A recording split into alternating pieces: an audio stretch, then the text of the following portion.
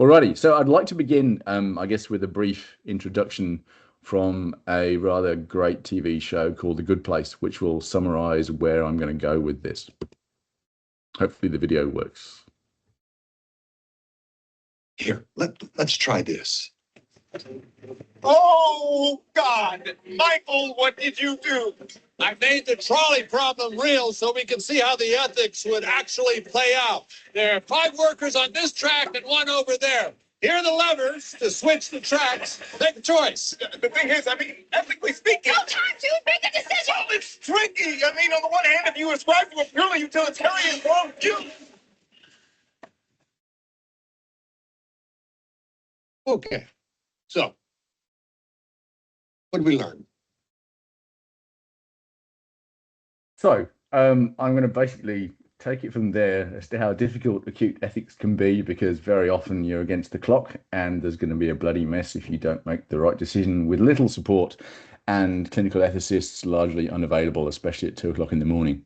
So I want to go back to, I guess, where a lot of this came from. These are the 4 principles of biomedical ethics we are all taught at medical school, those of us who are doctors, and I presume nursing education includes these as well. They are, as you can see, autonomy, beneficence, non-maleficence, and justice. One thing I wasn't really aware of until I was asked to give this talk is that they date back to 1985, and there aren't many principles that we use in modern medicine that are so recent.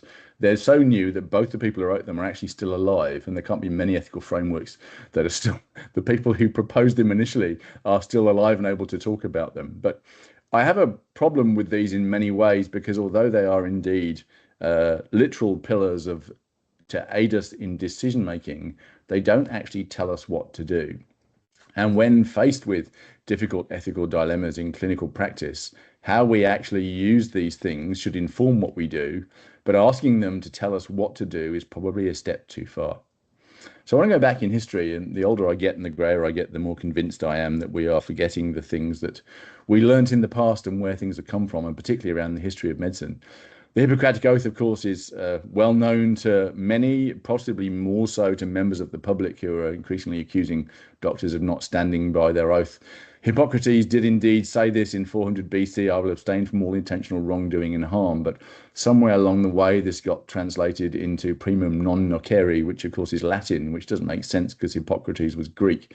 And the reality is this probably came from about the mid-19th century from a guy called Thomas Sydenham, who was an English physician. So firstly, the Hippocratic Oath is probably a fraud. It didn't come from Hippocrates. What Hippocrates did actually say that is possibly slightly less relevant was, into whatever homes I go, I will enter them for the benefit of the sick, avoiding any voluntary act of impropriety or corruption, including the seduction of women or men, whether they are free men or slaves. So the next time someone quotes the Hippocratic Oath at you, you should point out that actually what it was about was not seducing the slaves of the owners that you were trying to attend to as a doctor. It has very little to do with first do no harm, which of course has now entered the common parlance as to what it is that doctors are supposed to do.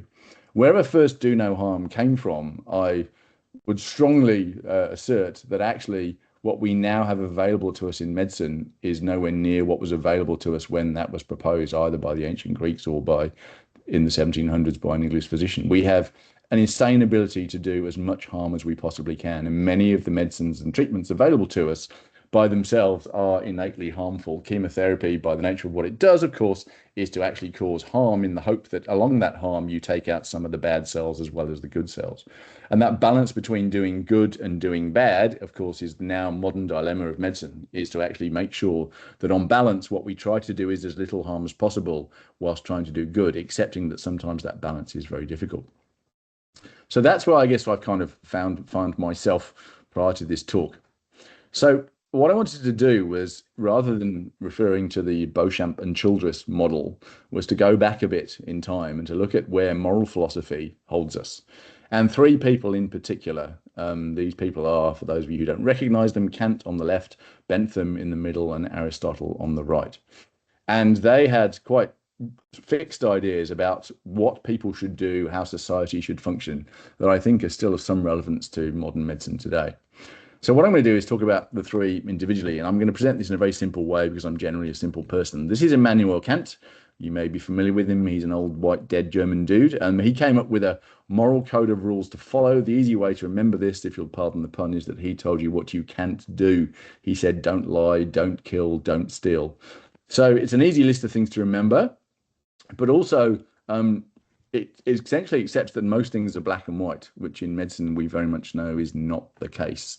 There's a huge amount of grey, and indeed, if you do always follow the rules, then sometimes you're actually going to cause harm by doing so. Sometimes you do have to lie. I would suggest if you don't, you're possibly a sociopath. So with regard to absolute binaries in medicine, although Kantian moral philosophy would say there are absolutes you need for society to function, I would suggest in medicine, although these are useful, that they're probably not going to get you all the way to where you need to be. So we'll move on to Bentham. I probably have a declaration of interest to declare. I trained at UCL, so every day I would walk past Jeremy Bentham's poorly mummified corpse in the glass box at the entrance to UCL. I don't know if anyone else here trained at UCL, but it was a daily tribute to walk past the man who insisted that his body be displayed. And unfortunately, the mummification process went somewhat wrong, but Bentham is still displayed in the UCL Learning Education Centre, I believe. What Bentham essentially ascribed to was utilitarianism. What he suggested was that what we needed to do to have a functional society was that the decisions we made should be to do the greatest good for the greatest number of people. But the problem, although this seems arguably the founding cornerstone of modern medicine, is also, unfortunately, you only determine whether what you did was right or wrong by the outcome of the decisions you made. And of course, many times you don't have the outcome known to you. You may try and make a decision based on what you hope will happen. But in this definition, at least, then outcome determines whether you are right or wrong, not the actual process itself. So if you don't have a crystal ball to look forward, it's hard for you to know whether actually what you're doing is the right thing or the wrong thing. So it is, again, inherently limited. We can have good intent, but we don't know when we're beginning to do something, whether what we're going to do is being the greatest good for the greatest number of people. And I guess if you take utilitarianism to its extremes, this is what has been phrased by a moral philosopher as what's called the transplant problem, which I'll briefly allude to because it's clinically relevant. So suppose you have 5 patients in intensive care, all of whom have different organs that are failing. Someone needs a heart, someone needs lungs, 2 people need kidneys, and 1 person needs a liver. You have 5 people who will ostensibly die in intensive care if you are unable to replace these organs that are failing with organs from someone else.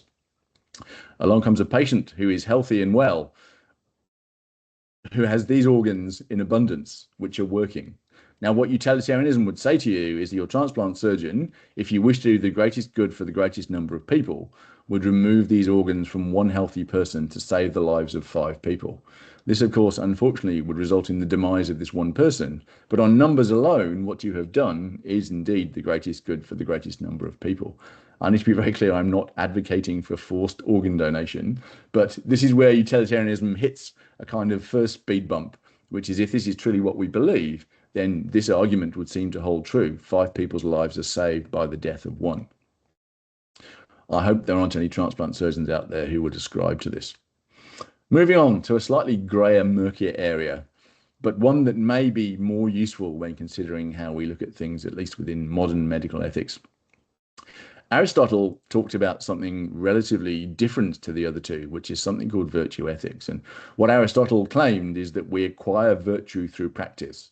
So if we practice being honest, brave, just and generous and so on, then the person we become develops an honourable and moral character. And what he believed was that if we hone virtuous habits, then people will likely make the right choice when faced with ethical challenges. So it's not rule-based, but it's based on the consequence of actions and related to individuals and how they make choices.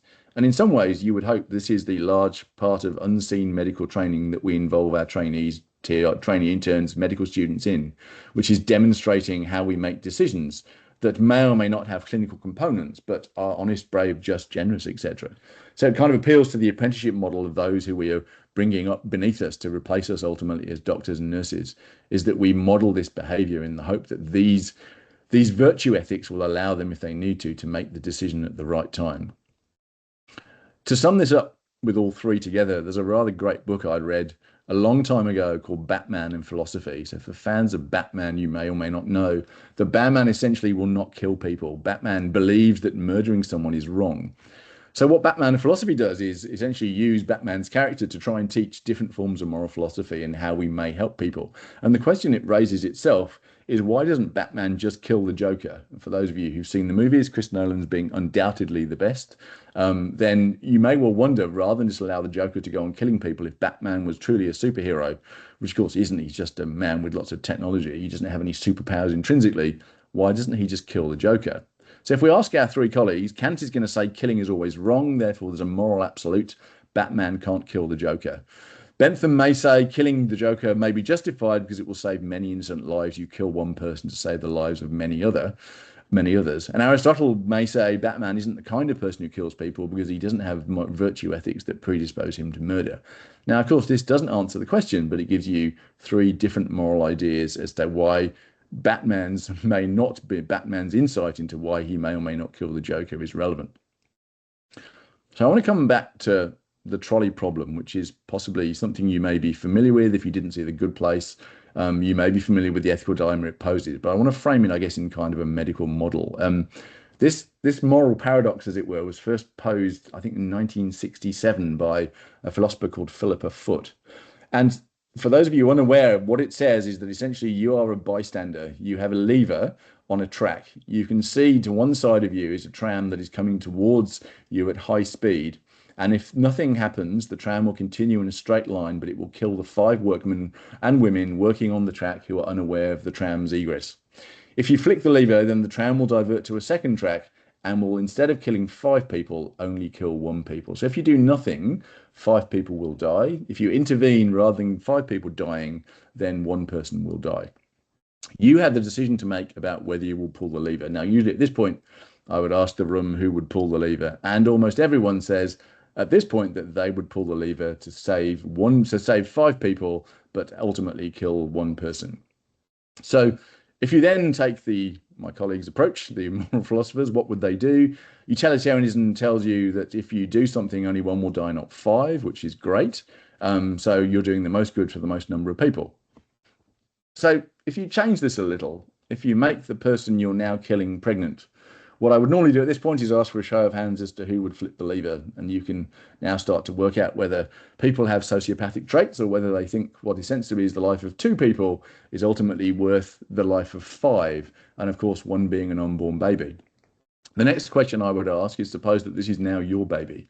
So rather than just ostensibly on paper saving the lives of 5 people by killing 2, you now have a child that is your unborn child. And would you then continue to flick the switch? So utilitarianism no longer applies because you now have skin in the game, as it were. So suppose this person was in fact not pregnant, but was someone who bullied you horribly at school and generally was known to you to be a bad person. If you flip the lever so you can cause them harm to get them back for what they did to you, then that now ultimately makes you probably a bad person because you're using your previous experience to punish someone else.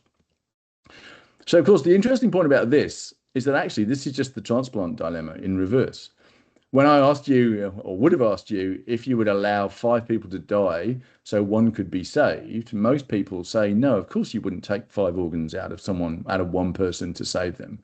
But what this is exactly the same thing, is you would be happily to flip the lever to kill 1 person instead of 5, which is the opposite of the transplant paradox. If you frame it in a different way, sacrificing 1 person to allow 5 to be saved in a transplant scenario, it seems like the wrong thing to do. But in a trolley car scenario, seems like the right thing to do. What do we learn from this? Absolutely nothing. Clinical ethics is very hard and it's not going to help you make these decisions. So you think this is all abstract and it's not really relevant. Now, around the time that I was asked to write this talk, I started reading a lot, particularly around what Tesla was doing about self-driving cars. And this may seem completely unrelated, but they had themselves started asking the ethics question around the trolley problem. And the way it had been phrased in that context was, suppose that you were in your self-driving car, you weren't in charge, you were coming towards the top of a cliff and your car was veering. And as your car veered, there's a car in the way that would stop you going over the top of the cliff if your car was directed towards this car. What would happen is that this car would be pushed over the cliff, but your car would survive. And the AI in your car has to make a decision about whether it sacrifices another car to save you, or whether it doesn't sacrifice another car, swerves around it and drives your car off the cliff instead.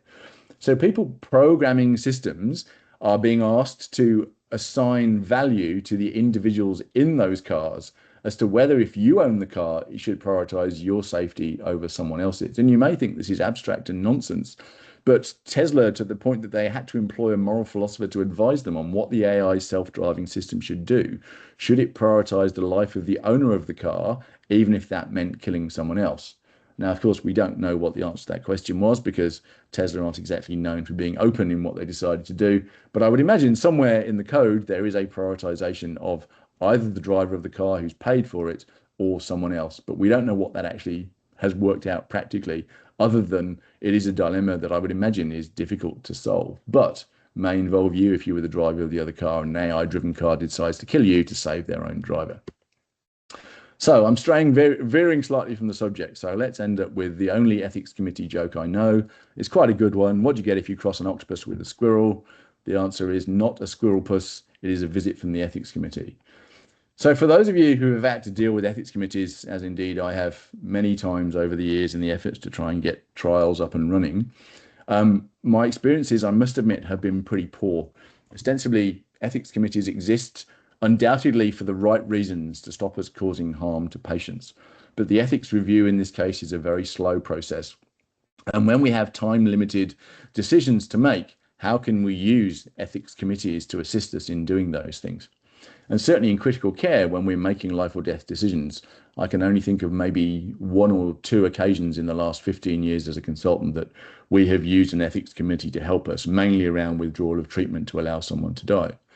But it's not going to help you in an acute situation. And that's, I guess, the tenet of my talk. And I'm going to talk a bit more about why I think ethics, at least acute ethics, probably fails us in medicine. So I guess I kind of want to come back to a relatively, what I hope is a shared principle. And maybe this is just my slightly lefty social bias, but I do believe of all the moral philosophies I've talked about, the utilitarianism is probably the one that aligns most closely, certainly within socialized medicine, which is the system that the NHS hopefully still practices to a large degree, and certainly is the system that's practiced in New Zealand. That we have a public funded, centrally funded healthcare system that ideally is trying to do the most amount of good for as many people as possible. But what we also then need to do is, this assumes that all individuals have the same worth, both to themselves, to society, and that when medicine is trying to decide who to give things to, it needs to think about these things, which we're not very good at doing. This is a dilemma, I guess, that was raised by one of my renal physician colleagues in Wellington, who did something quite extraordinary.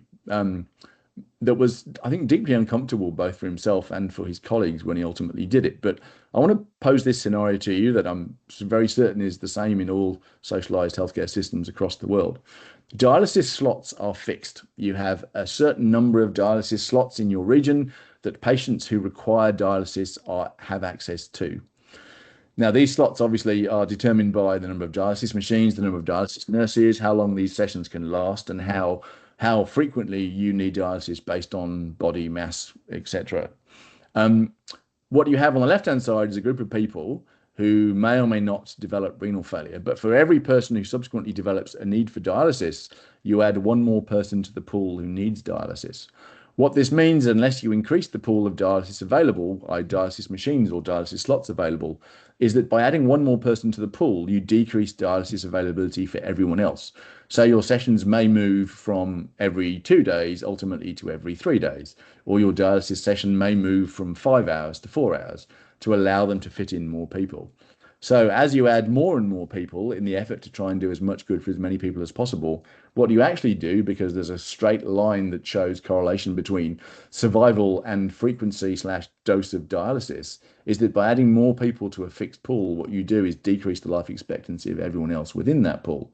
And what my colleague did was actually calculate that to a number. I can't remember what the number was, but for every person that was added, the mortality of the whole group, the short-term mortality, went up, because the resources didn't increase to match the people who were added. Now, obviously, dialysis patients, unfortunately, are significantly comorbid. They have a limited life expectancy. So the balance of the pool is maintained by people who die on dialysis, possibly waiting for transplantation.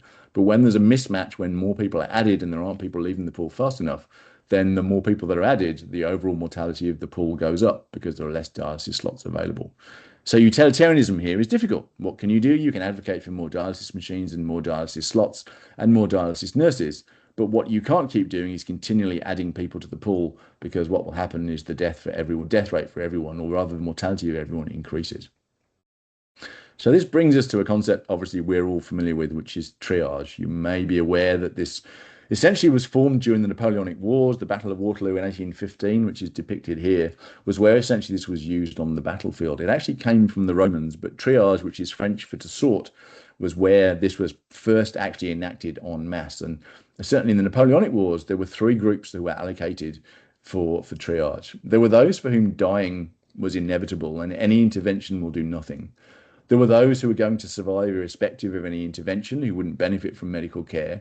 And there were those for whom early intervention will make a difference. And as we know from mass triage of casualties all over the world in a variety of situations, including during the London bombings, there were triage categories assigned to people either black, red, or green. So triage in itself is not a hard concept to deal with. It happens in every emergency department all the time around the world. There's a great way of adding one word to triage to make it incredibly more complicated, however.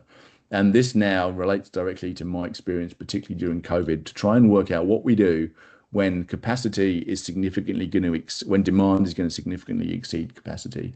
So adding the word pandemic to triage makes it all a lot harder. And I again allude to what I opened with at the start. I'm very aware of the irony of someone in New Zealand talking to you about pandemic triage is not lost on me.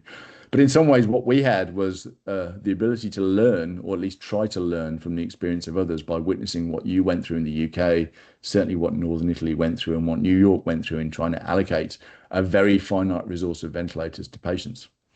So the position we took in New Zealand, at least, was to try and take the kind of 4-patient, 1-ventilator dilemma. You have 4 patients, you only have 1 ventilator. How do you decide who gets that ventilator? Now, for you, I think it was not an intellectual abstraction. It was a very practical reality. What we had was time and the ability to try and work on how we would actually do this in advance.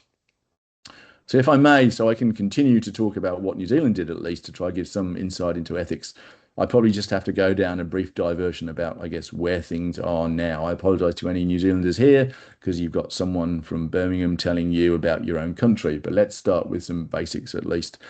In 2020, as the pandemic reared its head, New Zealand had the second lowest ICU capacity in the OECD. We were sat at 3.6 beds per 100,000 population. Now, in the UK, I obviously understand, having worked there for a large proportion of my life, that there were no ICU beds, but you had 3 times as many as we did. The Australians were beating us, as they always do, but unless you were kind of Austria or Germany up there at the 33, 34 mark, the UK at least had more capacity to deal with COVID purely from an ICU capability than New Zealand did at that time. So when we went into 2020, for 5.1 million people, that was the population of New Zealand at that time. In total, we had 19 PICU beds and 6 adult ECMO beds. And when I was explaining this to someone, they thought this was per 100,000. This is the actual national total for the entire country. We had 19 paediatric intensive care unit beds. Now, what that means, of course, is that all the adult ICUs where I work also do paediatric ICU. But for the whole country as a quaternary service, we only had 19 beds for 5.1 million people. So we were gloriously and woefully inadequate.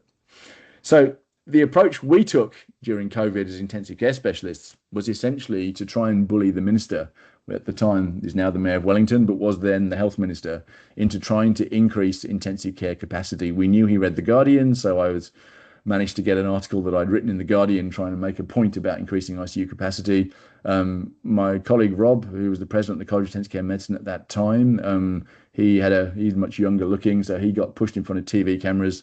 And one of my other colleagues, Andrew, who had a voice for radio and indeed a face for radio, ended up doing most of the radio interviews. But we had the benefit, unfortunately, of what we had seen you had been through to try and put pressure on our government to significantly increase COVID funding, to make sure that when vaccines became available, we at least had some ability to increase capacity for those that needed it. What New Zealand has of the many countries that the British colonised is something relatively unique, which is on the 6th of February in 1840, a treaty was signed between then the Crown, i.e. the Governor-General on behalf of Queen Victoria, and a number of Māori elders of a variety of tribes within New Zealand. That was what is now known as the Treaty of Waitangi, which is a founding colonial document in which the government i.e. Victorian government, Queen Victoria, offered or made promises regarding the health of Māori and that they would be protected. There is almost no other document in existence within British colonialism between an agreement between the indigenous people and the colonialists to offer support and ongoing care for them. And that is essentially the founding document of modern New Zealand, which is a treaty partnership between Māori indigenous people and between Pākehā, which is Māori for colonialists such as me, white Europeans who have arrived since, obviously, and now make up the majority of the population. And the Ministry of Health within New Zealand has a quite good definition of health inequity. It defines it as differences in health outcomes that are avoidable, unfair, and unjust. And when it comes to inequity, we are bound by a treaty signed in 1840 to try and minimise these as doctors and nurses in the healthcare system to reduce the impacts of colonialism upon Indigenous people who were here before us. And it will probably come as no surprise to you, because these are the data for pretty much every country that was colonised, that Indigenous people die younger of more comorbidities than do those who have arrived since, for a whole variety of reasons, including institutional racism, access to healthcare, etc., etc. So when we're talking about how our response to COVID was shaped, we cannot exclude both the ethical dimension of including Indigenous people within New Zealand, but also our legal obligation to ensure that we address health discrepancies where we can in doing so. So what we tried to do with a group of Australian researchers was to try and find out what everyone else was doing. And in 2021, when we wrote this paper, we conducted a scoping review. We looked at 80 publications from 20 countries, trying to work out what the rest of the world was doing to help with allocating intensive care beds and ventilator treatments during pandemics. What we discovered probably isn't going to be too much of a surprise, but what it was is that no one actually knew what they were doing. There was no definitive system that allowed you to make easy decisions about the 4-patient, 1 ventilator. Who gets that? There was a whole variety of different principles in play. There were lottery or random assignments of patients. There were first come, first served approaches. There were decision makers who shouldn't be aware of the patient's identity, so you couldn't be accused of favoritism. There was overall general confusion. There were some recommendations regarding using scoring systems, but they by themselves were inequitable. So with this in mind, we then tried to write what turned out to be possibly one of the most fraught parts of my professional life, which was an ICU pandemic triage tool. This is the document in all its redacted glory. I'm not allowed to show it to you because although we produced it, I'm not allowed to distribute it because it was never actually allowed to be signed off. And as I now know this talk is being recorded, I will not go into the detail I would otherwise have gone into about where this document is currently at. It's suffice to say that the pandemic triage tool was never implemented. We didn't need it, but that was for COVID-19. We may yet need it for future pandemics. And I know from talking to a variety of people in the UK, at least, the ICS, the Intensive Care Society pandemic triage tool that was produced in the UK, that was developed by a number of people, and the people who developed it were told they could not use it because there would be no problems because you had capacity to cope. Although I'm also aware from ICNARC data suggesting that possibly it was implemented in certain centres. I certainly know it was distributed. And your process seemed to parallel ours, which is we didn't know what to do, but it seemed unfair to us that we didn't have a system that made sure that access to intensive care was equitable as it could possibly be. But I'm going to talk about those things in a minute. But it still remains unpublished, which I think is a great slur on the huge number of people who put a huge amount of work in to try and get this done. Because I think the public should be fully informed about how, if we have 4 patients, 1 ventilator, we're going to make those decisions. I include this again. I know this was very reality for you. This was our Wellington plan for the number of patients we thought we could deal with.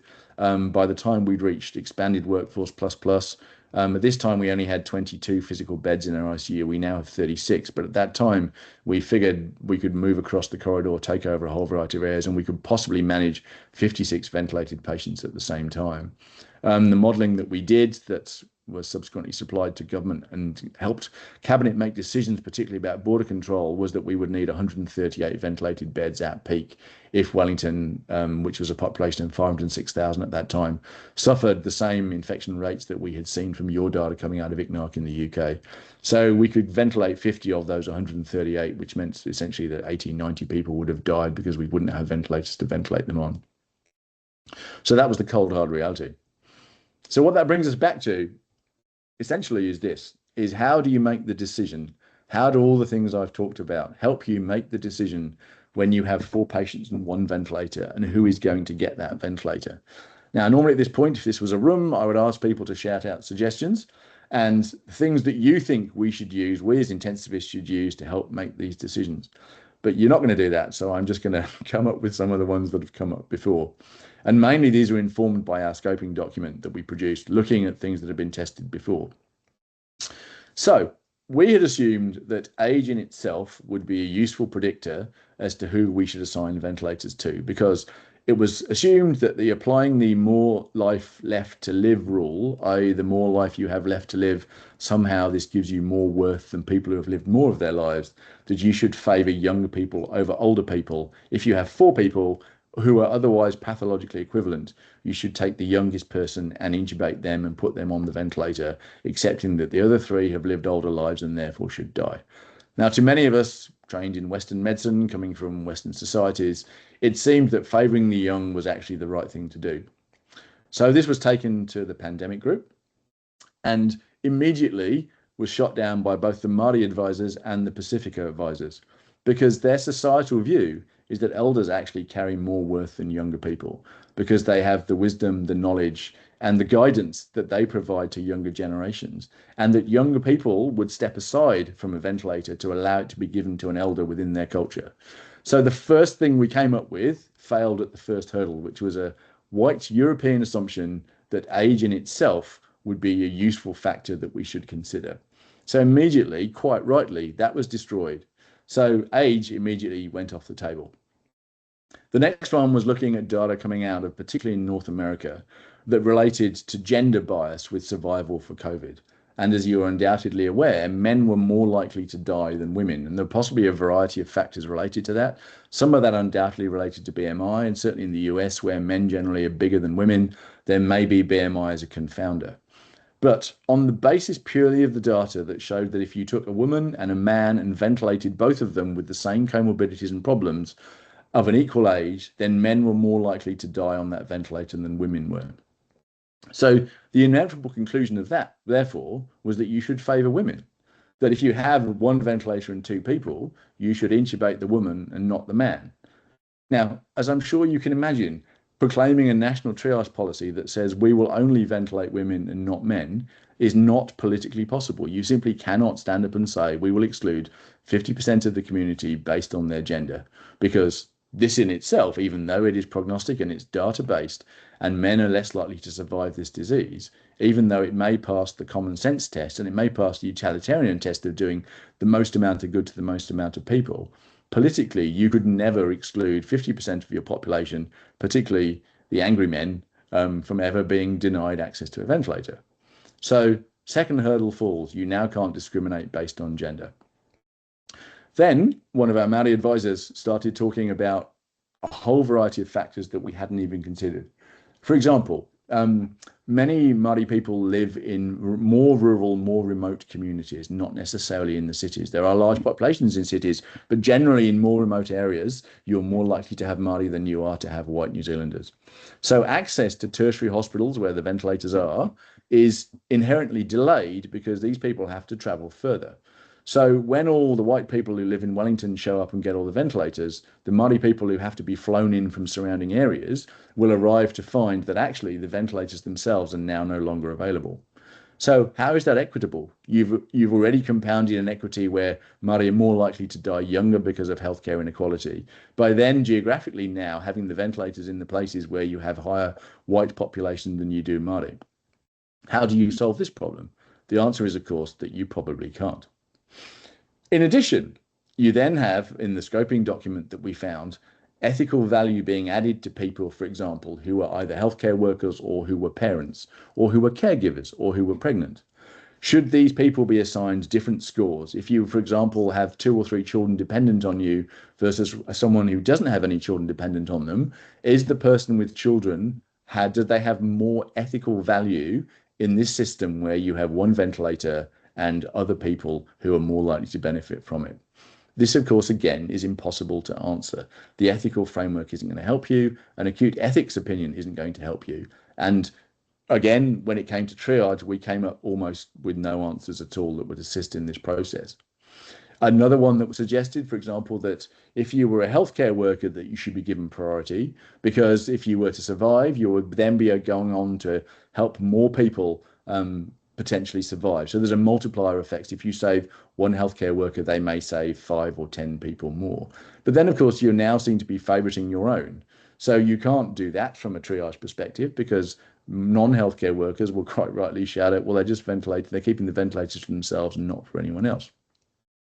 So when it comes to pandemic triage, as someone who was part of a very large team of people trying to get this across the board, I began to realize this was what you would call a wicked problem. Essentially, it's insoluble. You cannot solve this problem, and I don't think we ever will, because anything you do will be unjust.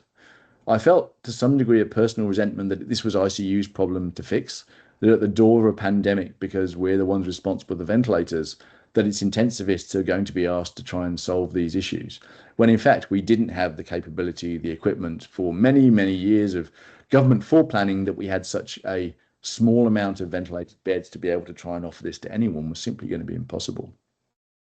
So ethics isn't helping us here. Not only does it not help us in theory, but in practice, there was no means by which we could seem to reduce these things. So inevitably, what does it lead to? And this rather awful but heartening cartoon came from The Guardian.